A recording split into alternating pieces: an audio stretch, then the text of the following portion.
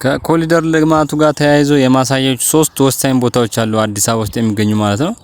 በመጀመሪያ የምትመለከቱት እንደምታዩት ሰስፔንሽን ድልድይ ነው ወይም ደግሞ በኬብል የተሰራ ተንጠልጣይ ድልድይ ማለት ነው። የሚሰራውም ካንዱ ድልድይ ጫፍ ካንዱ ወንዝ ጫፍ ማዶ ከሚገኘው ወንዝ ጫፍ ላይ ኬብል በመዘርጋት የሚሰራ ነው የሚሆነው። ስትሄዱበትም የመወዛወዝና የመንቀጫቀጭ ነገር አለው። ስለዚህ በጣም ያስፈራል ለመጀመሪያ ጊዜ የምትሄዱበት ከሆነ። አለያ ግን በጣም ነው ደስ የሚለው። እንደምትመለከቱት የወንዙን ስምጠት ይል። ስለዚህ በዚህ ጋር ለመጀመሪያ ጊዜ የምትሄዱ ከሆነ ያስፈራል። ብዙ ጊዜ ቻይና ላይ ምናምን የምትመለከቷቸው እንደዚህ አይነት ሰስፔንሽን ድልድዮች አሉ። እናም ይሄ ኮሪደር ልማቱ በዳር በኩል ስለተጀመረ ኮሪደር ልማቱ ሲያልቅ ደግሞ ለአካባቢ በጣም ልዩ የሆነ ውበት ነው የሚሰጠው። ወደ ሁለተኛው ቪዲዮ ከመሄዳችን በፊት ሙሉ አንዴ ላሳያችሁና እንዴት እንደሚያምር ውበቱን ተመልከቱት። እንደምታዩት ከጫፍ እስከ ጫፍ ሲታይ ይሄ ዳር ዳሩ ያለው ፕሮጀክት ሲሰራ ማሳያችሁ ይሆናል።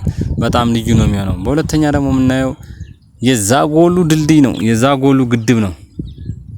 ኖ የዛጎል ቅርጽ ያለው ስቴዲየም ኢንተርናሽናል ስቴዲየም ነው። እንደምትመለከቱት የሚገኘው ገርጂ ክፍለ ከተማ ቦሌ አቅራቢያ ሲሆን በጣም ውበት አለው። ሀገር ውስጥ የሚገኙ የተለያዩ ባህሎችን የሚወክሉ ነገሮች አብሮ ተሰርቶበታል። ሊጠናቀቅ ሊመረቅ ነው እና በጣም ደስ ይላል። በመጨረሻ ደግሞ የምንመለከተው ለገሃር የሚገኘው የድል ሐውልት አንበሳው እንደምትመለከቱት በጣሊያን ጊዜ ተሰርቆ ነበረ። ያው ተሰርቆም ባለው ተወስዶ ነበረ። በአፄ ኃይለ ሥላሴ ጊዜ ነው የተመለሰው። በጣም ቦታው ልዩ ስለሆነ በኮሪደር ልማቱ ላይ ፕሮጀክት ተይዞለት ፕሮጀክቱ እየተፋፋመ ነው የሚገኘው። ስለዚህ ፕሮጀክቱ ሲያልቅ ደግሞ የማሳያችሁ ይሆናል። እስከ ቪዲዮ ፍጻሜ መመልከታችሁ እንዳረሱ።